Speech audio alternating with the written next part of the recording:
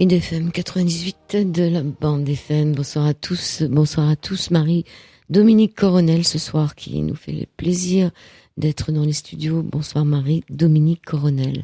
Bonsoir et merci de m'avoir invité. Merci d'être là avec nous. Vous venez d'où ? Là, nous venons de la périphérie de Rouen. Rouen ? Oui. C'est quand même pas tout à côté. Oui, on avait pris de la marge pour peur des embouteillages. Alors, on va parler d'un livre qui s'appelle Géobiologie et harmonisation des énergies de l'habitat, avec des outils kinésiologiques et énergétiques pour favoriser sa santé. On va parler de géobiologie ce soir et pour essayer de retrouver un environnement favorable pour une meilleure qualité de vie.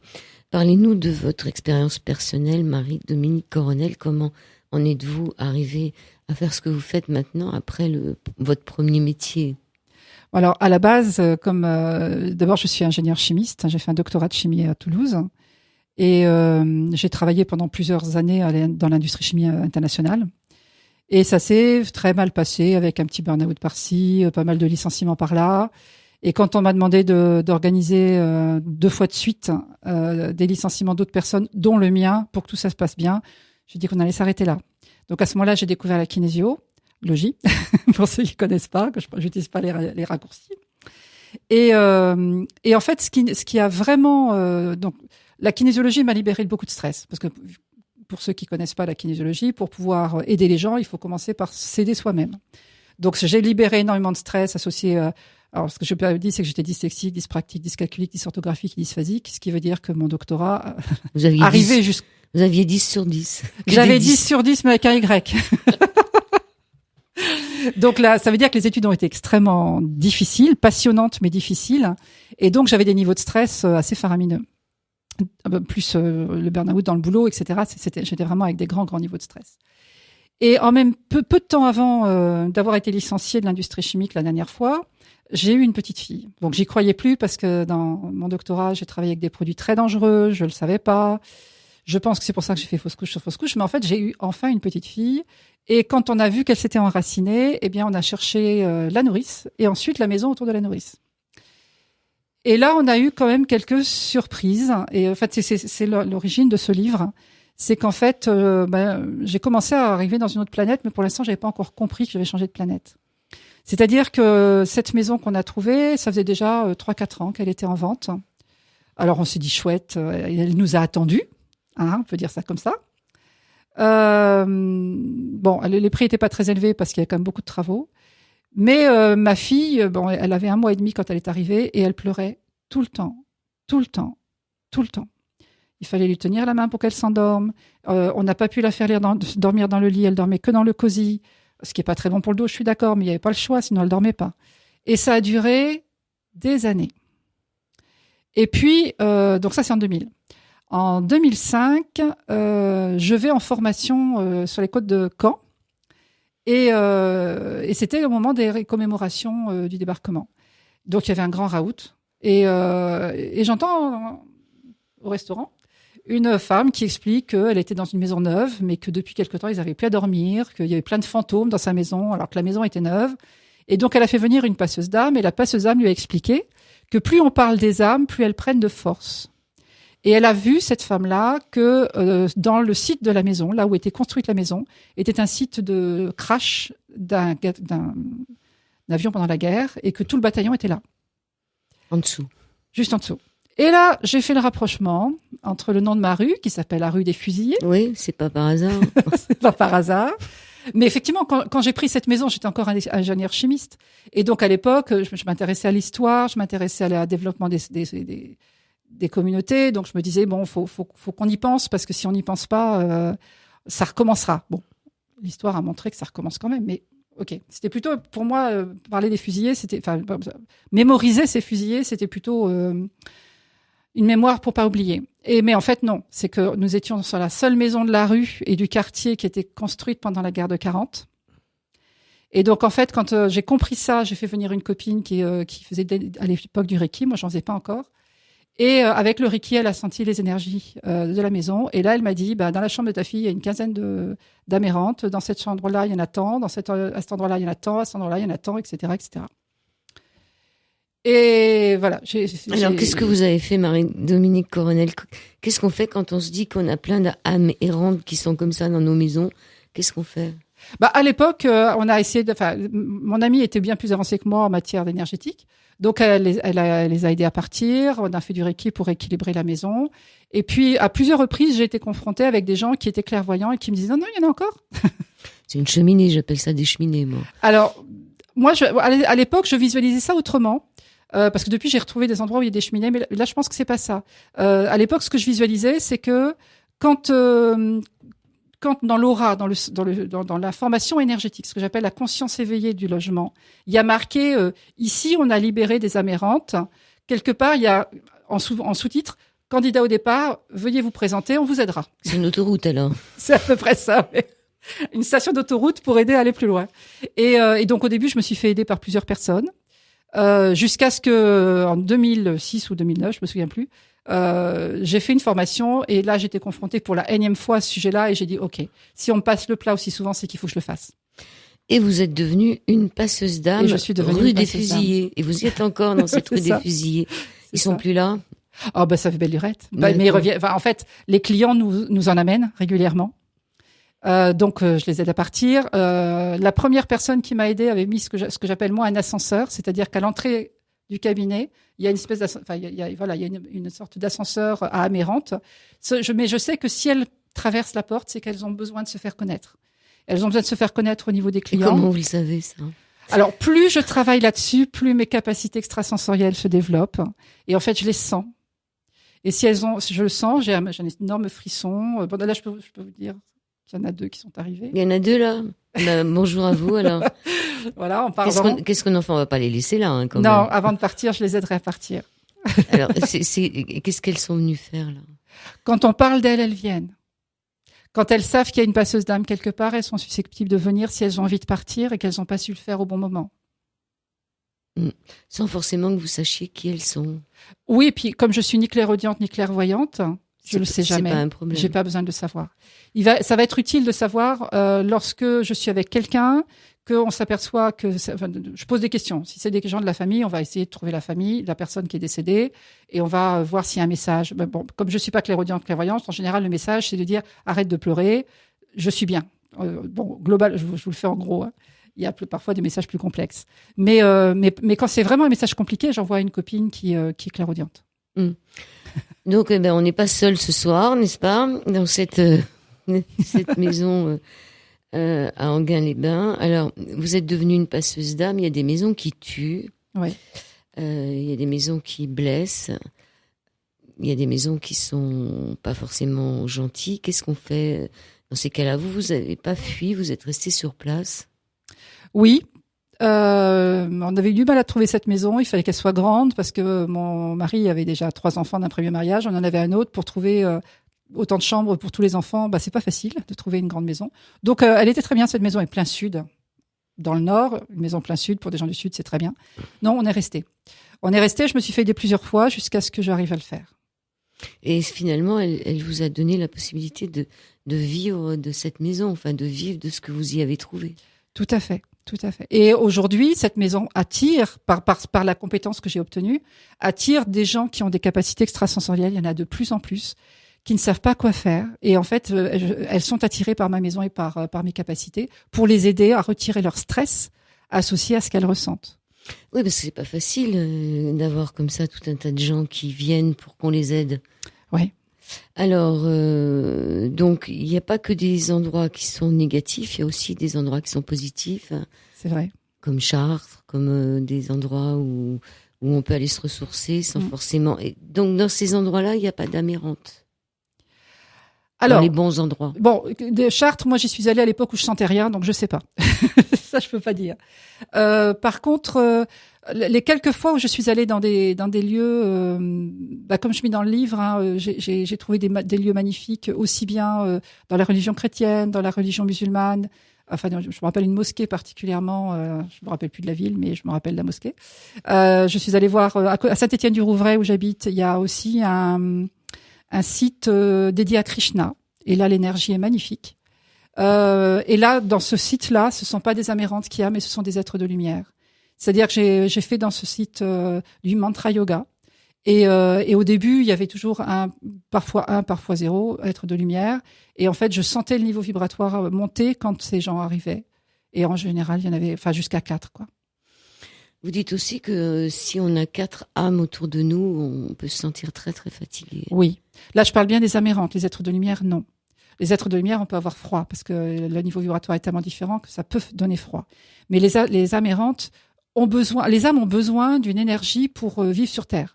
Donc, quand notre âme est dans notre corps, elle prend l'énergie chez nous. Quand elle est plus dans notre corps, en fait, elle va prendre l'énergie dans tous les corps qui passent. Et souvent, elles vont s'accrocher à quelqu'un dont l'énergie, dans l'aura, contient la même vibration que eux-mêmes. Quand ce sont des étrangers, je m'entends. Et c'est-à-dire qu'une personne qui est en colère va attirer des âmes neutres, mais elle va aussi attirer des âmes en colère. Une personne qui est dans une grande tristesse ou dans une grande mélancolie, elle va attirer des enfants, des personnes en mélancolie. Et je connais une petite fille qui attire énormément de bébés. Elle les voit. D'amérante de bébés. Ouais. Oui, c'est surprenant, mais c'est vrai. Il y a aussi ce petit garçon qui dit à sa mère dans un parc, maman, je peux pas m'asseoir sur le banc. Il y a un monsieur habillé bizarrement en militaire qui lit un journal. Voilà, c'est ça. Et la maman est restée très surprise. Une autre petite fille qui dit à sa maman, regarde le monsieur, je crois qu'il était mort. Et le monsieur, il passe à 5h de l'après-midi tous les soirs, comme quand il était vivant. 8 ans auparavant, il est décédé et il continue à faire sa vie parce qu'il n'a pas compris qu'il était décédé. Donc tous les soirs, il passe avec son journal virtuellement. Il est dans une boucle non pas énergétique, mais une boucle temporelle. Mais est-ce que finalement, c'est pas bien de le laisser croire qu'il n'est pas mort? Alors non. Là, c'est une bonne question. C'est une bonne question que je me suis vraiment posée parce que il est arrivé que des âmes soient pas d'accord pour partir. L'évolution. Alors après, je sais que il y a des gens qui vont entendre, qui vont accepter. Il y a des gens qui vont peut-être être choqués. Mais je crois profondément à la réincarnation parce que dans le cadre de la kinésiologie, j'aide les gens à libérer certains stress qui viennent de leur vie antérieure. Et en fait, si on laisse les âmes qui n'ont pas envie de partir, on les laisse là, elles ont arrêté leur évolution. Elles peuvent pas continuer à aller dans la lumière, continuer à grandir, continuer leur vie, avoir de nouveaux cycles et pouvoir évoluer. Donc, et comment, dans le cas de ce monsieur, comment vous faites? Vous vous mettez devant et vous lui dites, coucou, alors, t'es mort? Ce monsieur-là, on me l'a raconté, elle n'était pas dans le coin. Donc, je n'ai pas touché à cette histoire-là. Oui, parce que s'il veut pas vous voir, il vous voit pas. Ah oui, puis alors là, je peux vous dire, c'est quelqu'un qui m'a raconté. Donc, j'ai eu pas mal de messages de parents qui étaient capables d'entendre les capacités extrasensorielles de leurs enfants et qui le reportaient. Et ça faisait partie, en fait, du travail qu'on a fait, quitte à retirer les peurs quand il y avait des peurs. Alors, je voulais parler d'un cas, et d'ailleurs, je l'ai mis dans mon livre, où je n'ai pas touché, j'ai pas touché, c'est pas le terme, mais je sais que dans une maison, il y avait une âme très jalouse. En fait, j'avais été contactée par une dame qui voulait emménager avec son copain, mais elle me disait, la maison me combat. C'est-à-dire que dès que je suis là toute seule, les portes ne veulent pas s'ouvrir ou ne veulent pas se fermer, ou les clés disparaissent, ou il y a énormément de bruit, où il y a des choses qui tombent et des casses, etc. Mais quand le monsieur était là, silence sur la ligne. Quand les enfants étaient là, silence sur la ligne. Mais quand la dame était là, c'était le raout. Et donc, quand je me suis contactée, quand je me connecte à la conscience éveillée d'une maison pour savoir si je peux aider à distance ou en présence, la réponse a été qu'il faut que j'y aille, mais il faut que j'y aille avec l'accord du propriétaire. Cette dame-là n'était pas propriétaire. Elle n'y habitait pas puisque son objectif, c'était de venir se mettre en couple. Et le monsieur, il a dit n'importe quoi, il est hors de question que qui que ce soit vienne. Il croyait pas en ce que vous faisiez, oui. Il croyait pas que quoi que ce soit puisse exister. Donc, j'ai pas pu intervenir. Et on précise que quand même, elle voulait se mettre en couple avec le monsieur dans laquelle la maison appartenait au monsieur, je veux dire. Exactement. Voilà. Et la femme, l'ancienne femme, était jalouse, elle était décédée? Alors, en fait, non, c'était l'ancienne propriétaire, mais qui était une vieille dame, et qui avait connu ce monsieur quand il était enfant. Et il aimait beaucoup cet enfant. Et elle estimait que la nouvelle femme, c'était pas pour lui. Il voulait pas de femme. Et d'ailleurs, le commentaire du monsieur, ça a été, j'en ai marre de trouver que des copines hystériques qui me dit qu'il y a des problèmes dans ma maison. C'est drôle. Donc, elle n'était pas la première à avoir ce problème, mais elle est allée chercher ailleurs. Et il est resté avec sa vieille propriétaire. Oui, qui ne posait pas de problème quand il était tout seul. Eh ben c'est bien, on fait la première pause musicale. On se retrouve tout de suite après sur l'antenne d'IDFM sur le 98. Et oui, alléluia, sur l'antenne d'IDFM, sur le 98 de la bande FM. Alors, certaines personnes ont conscience que quelque chose ne va pas dans leur maison, car elles s'y sentent mal. En effet, de nombreuses raisons peuvent alourdir l'énergie d'un logement, que ce soit les souffrances de ceux qui les ont précédés, des anomalies de construction ou d'aménagement, la présence d'âmes errantes, des déséquilibres énergétiques. C'est ce dont nous parlons ce soir avec Marie-Dominique Coronel, ici présente, qui nous parle de géobiologie et d'harmonisation de l'habitat. Marie-Dominique, vous faites des puits, des lasers, des couteaux, expliquez-nous tout ça. Alors non, je les fais pas, je les enlève. Vous les enlevez, alors en fait, comme je me suis pas formée avec quelqu'un, j'ai ressenti et j'ai trouvé des termes qui correspondent qui sont le plus faciles à illustrer pour les personnes chez qui j'étais. Donc, ce que j'appelle un laser, c'est en fait un flux qui vient de la Terre, mais qui est extrêmement concentré. C'est le but du laser. Mais comme le laser chirurgical, s'il attaque la cellule cancéreuse, c'est qu'il attaque toutes les cellules qui passent en fait. Et donc quand on est sur un laser, c'est-à-dire donc la boule terrestre contient énormément d'énergie et il y a des micro-fissures dans le socle qui arrivent jusqu'à nous. Nos anciens le savaient bien. C'est pour ça que quelque part on voit au milieu d'un champ là une grosse pierre levée ou une pierre tout court. Elles sont pas toutes levées. Et on se demande pourquoi ils ont mis ça au milieu du champ. En fait, ils ont mis ça au milieu du champ parce qu'il y avait un problème terrestre et qui posait des problèmes pour les gens qui passaient dessus. Et donc, quand c'est dans une maison, ça peut être dangereux. Alors, ce que j'ai appelé un couteau, c'est quand, au lieu d'être vraiment un tout petit truc qui a la taille d'un doigt, enfin d'un pouce ou du bout de l'index, eh bien, ça va être un peu plus long. Ça peut faire quelques centimètres ou peut-être 1 mètre. C'est ce que j'appelle un couteau. Et le puits, c'est quand c'est profond. Voilà. Et le puits, c'est quand c'est un peu plus grand qu'un doigt, mais c'est rond, un peu plus grand qu'un doigt. C'est déjà plus profond, c'est-à-dire que c'est plus difficile de. Pour moi, il n'y a pas de profondeur puisque tout vient du sol, tout vient du magma. Mais lorsque je dis ça, c'est la largeur ou c'est ce que je ressens en surface. Un puits, vous voyez bien ce que c'est un puits dans le passé.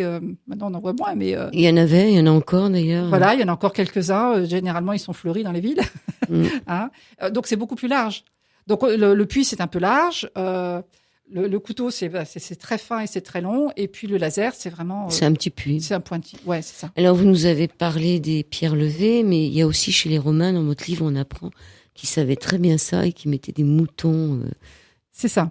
Avant de choisir le site d'un temple, les Romains le fermaient avec des barrières, mettaient un troupeau de moutons et le laissaient paître pendant 1 an. À la fin de ces 1 an, tous les animaux étaient sacrifiés et ils vérifiaient qu'aucun d'eux n'avait au moins un organe désagréable, enfin malheureux ou malade ou je sais pas quoi. Si tout le troupeau était en pleine forme, bien grandi, etc., ils faisaient effectivement le temple. Sinon, ils allaient chercher ailleurs. Ils construisaient. C'était que pour les temples ou pour toutes les constructions? À ma connaissance, c'est que pour les temples. Mais en fait, ça, je l'ai trouvé dans un bouquin qui s'appelait Les Maisons qui tuent. Immédiatement, je retrouve pas le nom de l'auteur, mais c'est dans mon bouquin. C'est lui qui cite ça. Mais je l'avais lu sur un autre bouquin aussi, donc c'est quand même quelque chose qui est connu, mais je connais pas plus sur ce sujet-là. Donc ça voudrait dire que tous les temples construits au moment des Romains étaient vraiment construits sur des endroits saints. Tout à fait. Alors, la coquille Saint-Jacques est hyper intéressante pour se protéger. Hein. Oui. Vous dites que c'est peut-être la chose la plus facile c'est vrai. À utiliser. Quand on peut détecter un puits comme ça, le plus simple, on met une coquille Saint-Jacques dessus. Sauf si dit, c'est pas toujours pratique.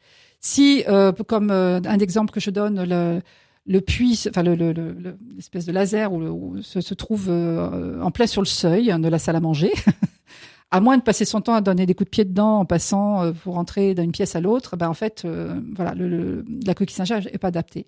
Elle est pas adaptée dans ce cas particulier que je raconte pour une autre raison, c'est qu'en fait, cet appartement était au 6e étage.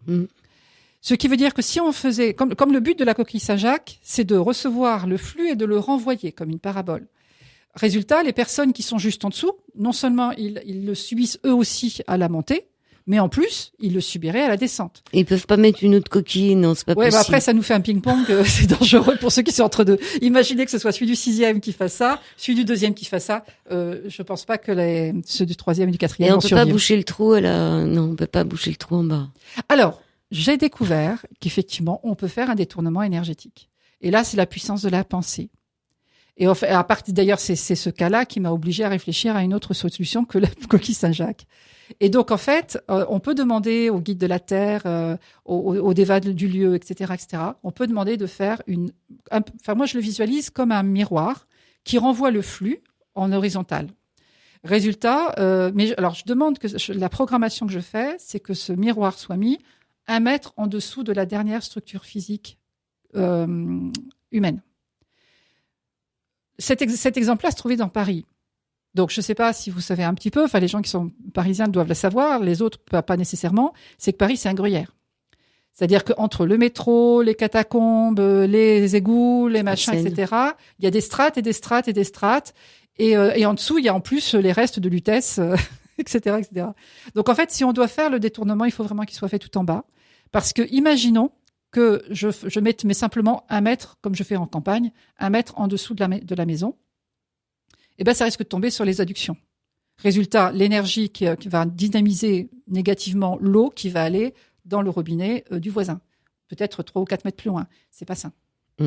Voilà. Donc, c'est pour ça que dans les cas des grandes métropoles, je demande la programmation 1 mètre en dessous de la dernière structure humaine. Alors, c'est quoi cette énergie qu'il faut détourner? Elle est pas bonne? C'est pas qu'elle est pas bonne. Pour moi, il n'y a pas d'énergie qui est pas bonne. Il y a des énergies qui sont pas à leur place. Soit parce qu'elles sont surconcentrées, soit parce qu'elles sont pas à leur place. L'énergie, prenons l'exemple d'un caillou. Un caillou, s'il est sur la chaussée, il n'y a pas de problème. S'il nous sert à soutenir un truc un peu bancal, c'est plutôt sympathique. S'il est dans la chaussure, ça fait très mal. Et ben, c'est exactement ça. Pour moi, il n'y a pas d'énergie négative. Il y a des énergies qui sont pas à leur place.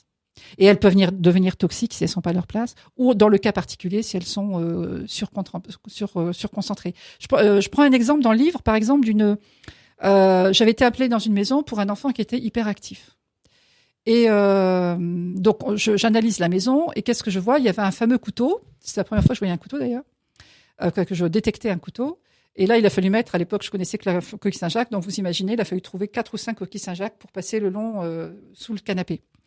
Et en fait, le couteau arrivait sous le canapé, juste au niveau du ventre de la maman quand elle s'allongeait, quand elle était enceinte. Quand j'ai vu ça, je lui ai dit, comment s'est passée la grossesse? Elle me dit, j'ai failli le perdre 3 fois. Parce qu'en fait, quand elle se reposait, l'enfant, en croissance, était sur ce laser, enfin, en l'occurrence, sur ce couteau. Donc, il était en souffrance permanente. Mais évidemment, elle ne le savait pas. Alors, comment on peut faire, là, quand on n'y connaît rien et qu'on est dans une maison? Déjà, si on est dans une maison depuis un certain temps et qu'on se sent bien, c'est qu'il n'y a pas de problème. C'est que logiquement, il n'y a pas de problème. Pratiquement, il y a quand même des petits trucs à faire. Pourquoi? Parce que une des maisons que je raconte là, la dame, quand on lui a parlé pour la première fois de sa maison, elle m'a dit non, tout va bien, je suis bien chez moi. Ok, jusque-là, pas de problème, sauf que elle avait un enfant de 10 ans qui avait une tendance suicidaire. Elle avait un enfant autiste qui était né dans cette maison, enfin à l'hôpital, qui était venu juste dans cette maison. La fille aînée, si je me souviens bien, avait des problèmes pour trouver du travail. La mère avait une espèce des boutons sur le visage qui étaient vraiment catastrophiques. Voilà, la famille était en souffrance. Mais tout allait bien. Mais tout allait bien. Or, qu'est-ce qui s'est passé? Qu'est-ce qui a fait réagir cette femme pour me faire venir? C'est que un jour, elle est allée dans un site de vacances où l'énergie était bonne. Jusqu'à présent, elle n'était allée que dans des lieux où l'énergie n'était pas bonne. Elle n'avait pas de repère. Elle n'avait pas un repère comment je pourrais me sentir si je suis dans un endroit qui est sympa. Et là, elle a senti qu'elle était bien dans ce lieu de vacances. Et quand elle est rentrée chez elle, elle a senti une chape de plomb. Et là, elle a dit « Ah, on me l'avait déjà dit, en fait, ils avaient raison. » Elle est venue vous voir. Oui, enfin, par l'intermédiaire d'une collègue qui est sur la région parisienne. Voilà. Et alors, vous avez vu cette maison ou parce que vous dites aussi que vous n'êtes pas obligé de vous déplacer pour. Oui. Alors, quand je teste pour savoir si j'ai besoin de me déplacer ou pas, je sais en général que si j'ai besoin de me déplacer, c'est que je vais découvrir quelque chose que je ne connais pas. Comme je vous ai dit, je suis pas clairaudiente, je suis pas clairvoyante. Donc, qu'est-ce que je fais?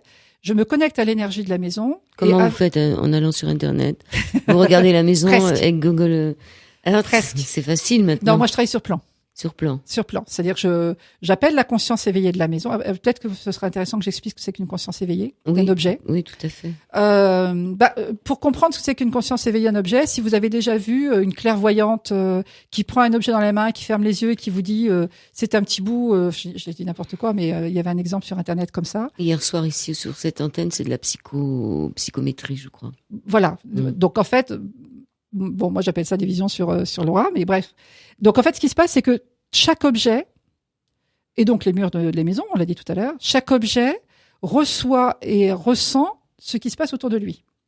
Et il a une mémoire de son expérience. Ça s'appelle la conscience éveillée. Et ça peut être aussi pour un animal. Hein. Je travaillais un jour avec un cheval. Je connais rien à l'anatomie du cheval. Enfin, je connais les grandes lignes de l'anatomie du cheval, celles qu'on peut voir de l'extérieur. Et en fait, j'ai pu trouver les points énergétiques problématiques simplement parce que je me suis connectée à la conscience éveillée de l'animal et j'ai demandé à mes mains d'aller là, enfin, à cette conscience éveillée de m'envoyer mes mains là où j'en avais besoin. Eh bien, pour les objets, c'est pareil. Alors, qu'est-ce que ça veut dire? Ça veut dire que moi, je prends une grosse alerte. C'est très important cette nouvelle mode qui est de dire utilisons une deuxième main. C'est-à-dire chinons en gros. Hein, allons chercher des objets qui ont déjà été utilisés, les gens n'en ont pas besoin. Quelque part, c'est bien pour l'environnement parce que ça évite d'acheter que du neuf Oui, mais il faut savoir sentir les énergies. C'est-à-dire que si vous prenez, comme j'ai vu avec une cliente, une boucle d'oreille qui a été portée par une femme qui a été battue, la colère et la tristesse et la douleur sont encore scotchées dans les boucles d'oreilles. Et la personne se promène avec la douleur, la tristesse et la colère de la personne. Donc c'est vrai que chiner, c'est sympa, mais il faut, même si on ne sait pas ressentir, initiez-vous au Reiki ou au Lao Chi et avant de faire rentrer la chose qui vous a plu dans la maison, faites un peu de Lao Chi dessus, quoi. Alors le Lao Chi, c'est quoi? C'est comme le Reiki, mais en plus moderne. C'est-à-dire qu'en fait, alors ça c'est mon interprétation, hein, elle m'appartient. Le Reiki a été créé au début du siècle dernier, ou à la fin, enfin, je ne sais plus exactement quelle date. Excusez-moi, ça fait partie de la dyscalculie. Je ne suis pas capable de mémoriser une date. Tout ce qui est chiffre passe pas. On est hors du temps de toute façon, donc voilà. C'est pas grave. Exactement. Donc, quand le Reiki a été créé, c'est une vibration qui a été transmise à quelqu'un qui avait la capacité de recevoir et de transmettre, correspondant à la vibration de la Terre de l'époque. Le Lao Chi a été créé plus récemment, dans les années 70. Donc, il correspond à la vibration de la Terre de l'époque. Et comme la Terre est en ascension, l'énergie du Lao Chi a une vibration plus dynamique que celle du Reiki. Mais les deux soignent. Hein. Alors là, il n'y a vraiment aucun souci. Le Reiki étant plus ancien, il est plus connu, il y a plus de gens qui le pratiquent. Mais le Lao Chi est plus facile à enseigner, en fait. Pour les paresseuses comme moi. Et il n'y a pas des maîtres Lao Chi qui font, non? Moi, je me suis formée au Lao Chi. J'ai trouvé sur Internet un gars qui s'appelle Didier Combé qui m'a formée à ça et je trouve que c'est très bien. D'accord. Et il y a peut-être moins de... Enfin bon, voilà. Vous parlez du Feng Shui aussi dans votre livre. Hein, je parle du Feng Shui, je dis ce que c'est. Moi, j'utilise que 3 outils et donc je les ai transmis. C'est les outils que j'utilise le plus. Alors, je vais vous donner une anecdote qui appartient, je vais dire, à ma fille, qui j'espère m'écoute ou j'espère m'écoute pas. C'est que quand... si elle m'écoute, elle va faire la tête. Mais quand...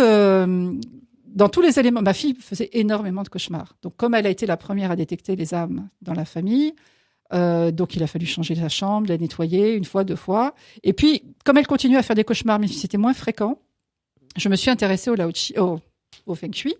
Et je suis tombée sur un livre qui nous disait que l'orientation optimale du lit est fonction de la date de naissance de la personne.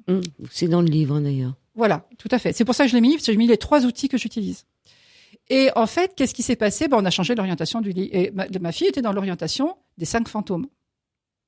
Et effectivement, dans Feng Shui, les 5 fantômes, c'est plutôt de la malveillance, de la médisance et des choses comme ça. Elle avait déjà ce problème avec 2 copines qui n'étaient pas très saines. Et puis, on a changé l'orientation et elle a beaucoup mieux dormi. Bon, les restes des cauchemars qui arrivent avec tous les enfants, je les libérais avec de l'EFT, mais ça, c'est un autre sujet. Et puis, à l'adolescence, elle a décidé d'avoir la chambre de ses rêves. Donc, qu'est-ce qu'elle a fait? Elle a changé l'orientation du lit. Elle l'a remis comme il était. Exactement. Elle se rappelait pas quand il était comme ça. Mais elle a recommencé à mal dormir. Et donc, elle avait des cernes très esthétiques.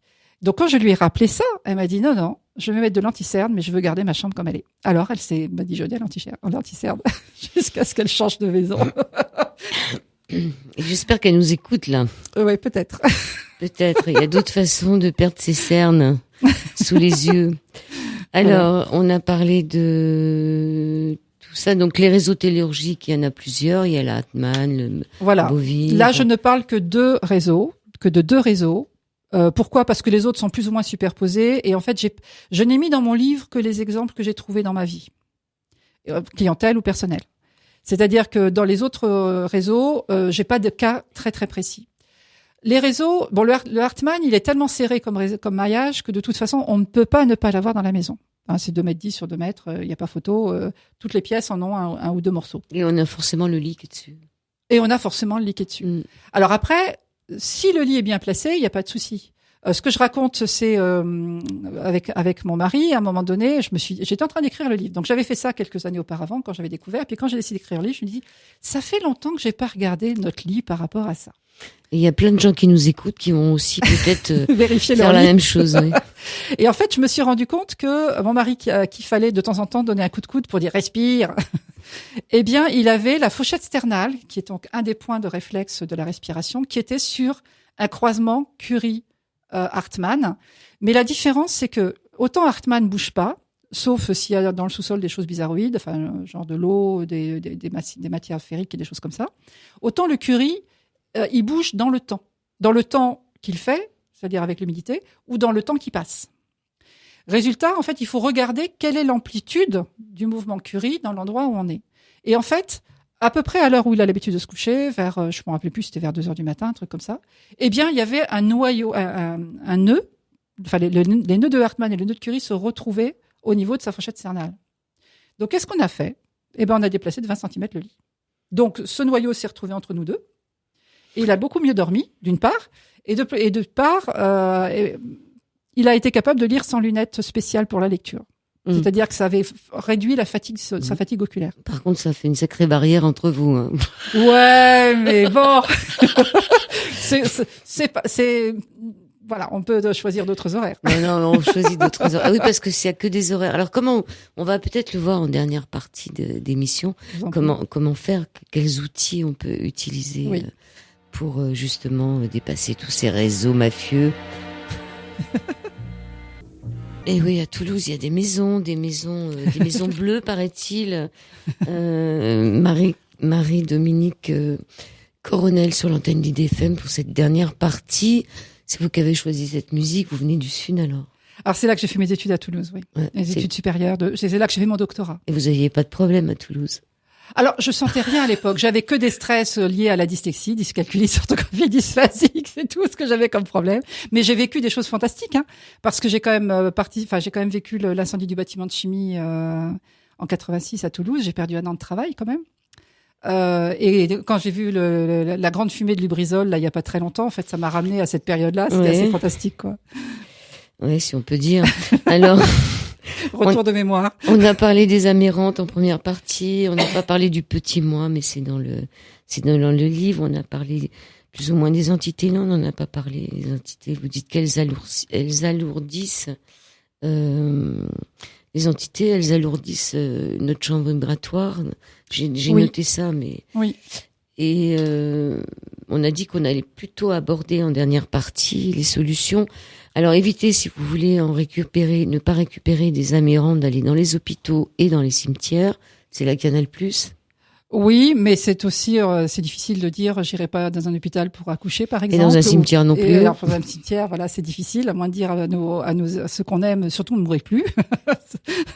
Mais, après, moi, je donne l'outil, ce que j'appelle la bulle déflective, hein, c'est-à-dire qu'on peut se protéger énergétiquement, on peut choisir ça.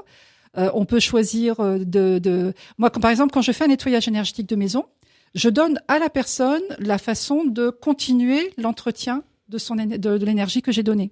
C'est-à-dire que je présente un petit peu ce que j'appelle la tente d'énergie pour dynamiser la maison.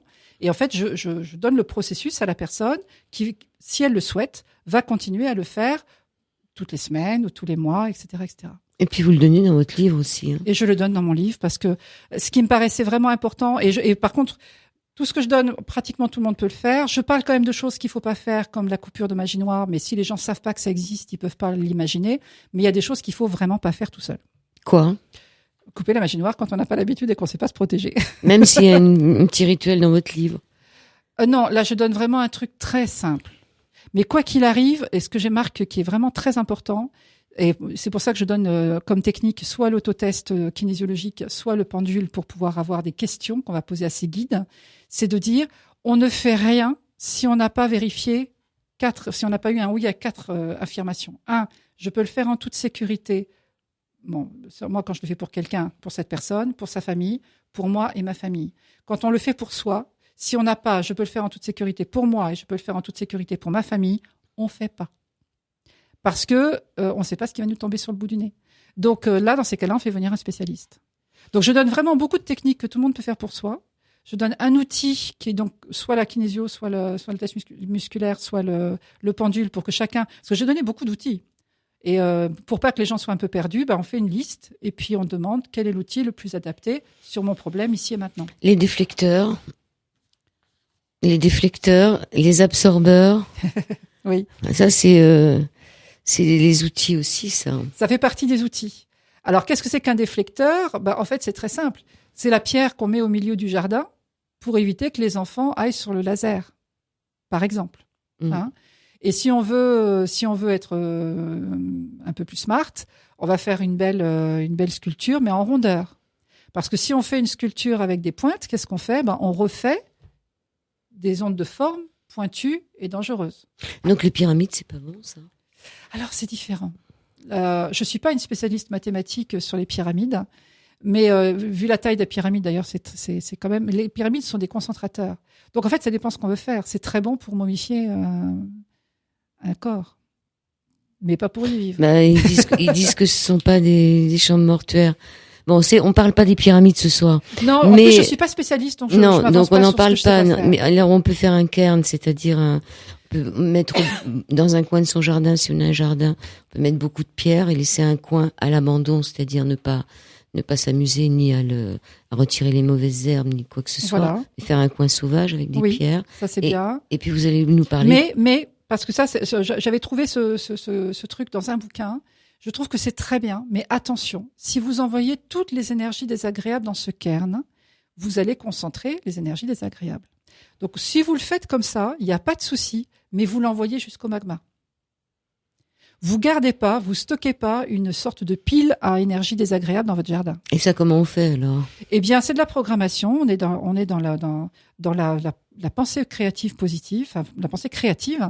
C'est-à-dire que vous envoyez les énergies de colère, vous envoyez les énergies désagréables qui vous embêtent dans le cairn et vous envoyez comme si vous créiez, votre ascenseur, votre puits ouais. Qui va jusqu'au magma. Pourquoi ? Parce que le magma est assez grand pour absorber des énergies qui sont désagréables pour nous dans notre zone géographique. Et peut-être qu'il s'en nourrit. Et qui va certainement s'en nourrir. Alors, moi, je propose aussi, par exemple, pour la bulle déflective, je dis aux gens, si vous voulez pas aller jusqu'au magma, vous pouvez envoyer l'énergie vers le ciel et vous demandez simplement que cette énergie de colère, de tristesse ou désagréable, concentre les molécules d'oxygène pour refaire la couche d'ozone. Après tout, c'est une énergie recyclable. Bon, on peut aussi parler, nous, de la pierre de gratitude. Ah, ça c'est super. Alors, l'idée de la pierre de gratitude, c'est que on est dans la loi d'attraction. Dans la loi d'attraction, plus on pense à quelque chose, plus on va se l'attirer. Si on veut que des choses magnifiques nous arrivent, eh bien, on va passer son temps à dire merci.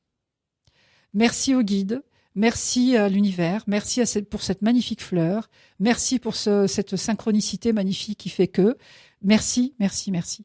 Quand on va dire ce merci, alors on peut le dire comme ça, et puis on peut le concentrer sur une pierre qui va nous aider, d'abord, à concentrer notre pensée, et deux, à concentrer nos merci. Résultat, qu'est-ce qui se passe ? Il se passe que plus on pense à dire merci, plus on va recevoir la vibration du merci sur soi. Pour la petite histoire. Vous en avez une dans la poche, une pierre ? Ah ouais. Là, c'est pas une pierre. Là, c'est un collier. En fait, je donne ça aussi je propose ça en ancrage de ça violet comme ça, c'est là, des c'est pierres. Une améthyste. Améthyste, hein. Parce qu'elle vous donne aussi dans son livre toutes les pierres à utiliser. Mais dans ce cas particulier, et je pense que je l'explique là-dedans. Alors, par contre, je sais pas parce que comme j'ai presque fini le 3e et je suis entrée sur le 4e, donc je sais plus ce que j'écris où. Mais en fait, c'est quand j'ai des colliers comme ça. Je les charge avec les énergies et dont la gratitude, dont la paix, dont la protection et des choses comme ça. Ce qui fait que quand on le porte sur soi, eh bien en fait on reçoit ce qu'on a engrangé. Donc parfois pour des gens qui sont très dépressifs, en fait j'ai des pierres de gratitude qui sont déjà chargées, que je charge pour les gens, et je leur transmets en leur disant voilà, vous allez pouvoir commencer à vous nourrir par le merci et la gratitude à l'univers, mais continuez à l'alimenter. Pourquoi ? Parce que les gens qui sont négatifs ne pensent pas à dire merci, ne pensent pas à voir les belles choses. Donc je leur dis continuez à vous nourrir de ce que je vous ai mis, mais vous cherchez 3 choses par jour pour lesquelles vous pouvez dire merci. Eh ben, on va déjà en trouver une. Merci à tous ceux qui nous écoutent. D'être patients jusqu'à maintenant dans Je souris. C'est vraiment important. Vous parlez de l'Ho'oponopono aussi. Comment on peut faire l'Ho'oponopono au niveau de sa maison?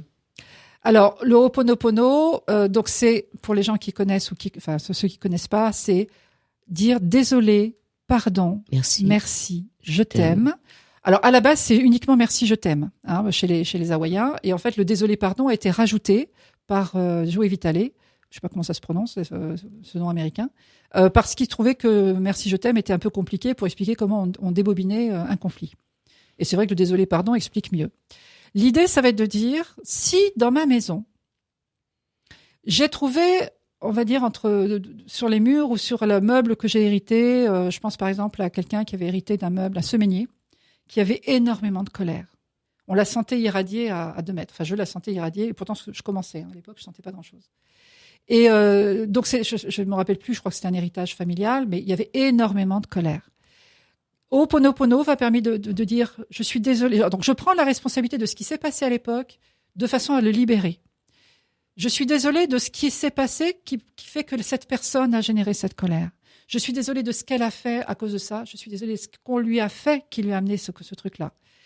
Et je suis désolée que cette personne, et moi en l'occurrence, puisque je prends sa place pour la libérer, n'ait pas été parfaite et n'ait pas pu s'en libérer. De trouver la bonne réaction, compréhension, etc. Je demande pardon de ce que j'ai pu faire lié à ce qui s'est passé. Je pardonne par rapport à ce qui s'est passé et je me pardonne de ne pas avoir été parfaite. Et après, ça va être, je remercie d'avoir découvert cette grande colère qui va me permettre de libérer pour le meuble, pour les personnes qui l'ont vécu, et puis les scories qui en moi. Et donc, je remercie toute cette colère que je vais pouvoir libérer maintenant. Et je me remercie d'accepter de changer. Et je t'aime, même si c'est passé ça qui a amené cette colère chez cette personne. Je m'aime. Je t'aime, même si tu m'as fait ça, même si j'ai fait ça. Et je m'aime, même si j'ai pas été parfaite. Et après, quand on va avoir je le décline mieux que ça dans le livre. Hein. Excusez-moi si je bafouille un peu. C'est pas si mal. C'est pas si mal. Voilà. L'idée, c'est vraiment de dire ça. Désolé, pardon, merci, je t'aime, de façon à ce que le local qui a été chargé par cette tristesse, cette peur, etc., soit allégé. Voilà. Donc, Ho'oponopono est un outil fantastique. Souvent, je l'utilise quand je dois me déplacer pour aller dans une maison. Je demande à la conscience éveillée pendant le chemin si j'ai besoin de le faire, et en fait, je le chante dans la voiture. Voilà. En plus, vous avez une très jolie voix, donc je crois que la voiture, elle est contente. C'est gentil.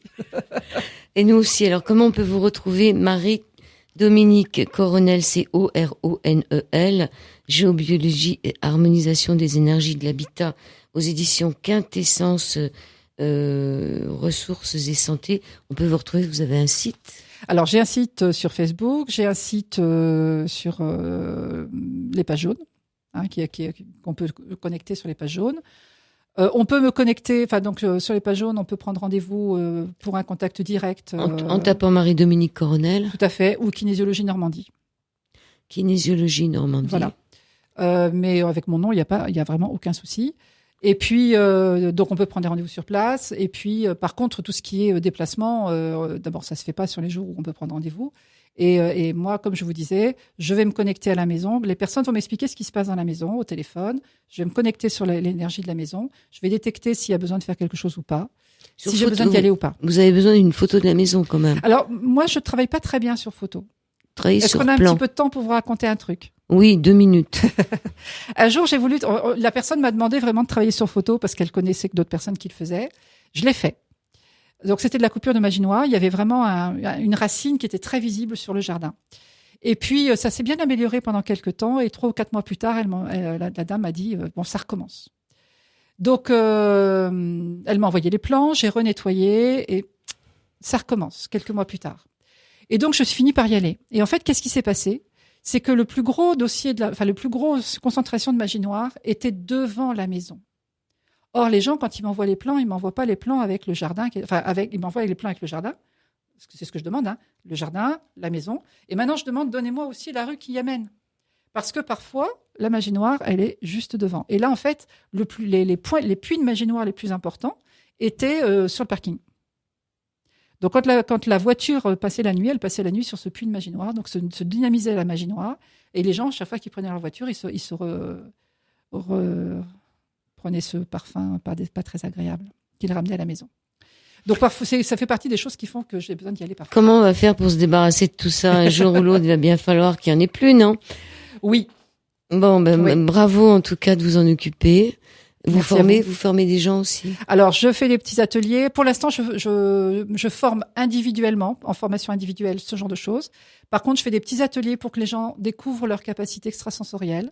Entre autres, on va dans la forêt du Vouvray où il y a des cas très particuliers, des choses très intéressantes à évaluer et à ressentir.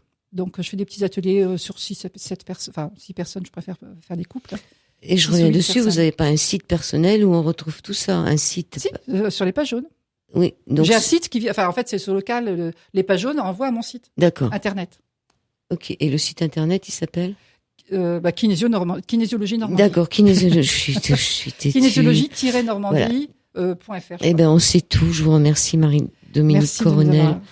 Peut-être encore une phrase ou deux, parce que on est un tout petit peu en avance. Alors, moi, ce que je propose aux gens, c'est aller dans le meilleur endroit où vous vous sentez bien.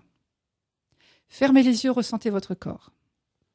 À partir de là, promenez-vous dans votre maison, dans les endroits où vous allez le plus souvent. Le canapé, le bureau, la cuisine, la salle de bain, voilà, les endroits. Le petit coin. Ouais, il y a même des maisons où j'ai trouvé le petit coin était le plus beau, hein, énergétiquement parlant. Donc, fallait y rester. Voilà. Et donc, promenez-vous dans la maison, les yeux, régulièrement, fermez les yeux, ressentez votre corps et faites une cartographie de vos ressentis. Et là, vous saurez si vous avez besoin de faire venir quelqu'un ou pas. Ou alors, initiez-vous au pendule et puis faites un plan de votre maison. L'autotest que je donne, il est hyper facile à faire. Faut se faire confiance, le balancement avant-arrière. Oui, vous l'avez fait comme ça? Alors, le balancement, moi je propose pour les débutants le balancement avant-arrière. Le test sur le doigt, il demande, parce qu'il y a le petit doigt aussi qui est pas mal. Moi j'aime pas parce que celui-là, il est beaucoup plus. Moi j'aime mieux le petit doigt. Enfin, c'est pas grave, vous allez prendre le livre et vous allez voir. Merci beaucoup à vous. Merci à vous. Et puis, moi j'aime bien que mon petit doigt me dise, mais c'est pas grave. Marie-Dominique Coronel.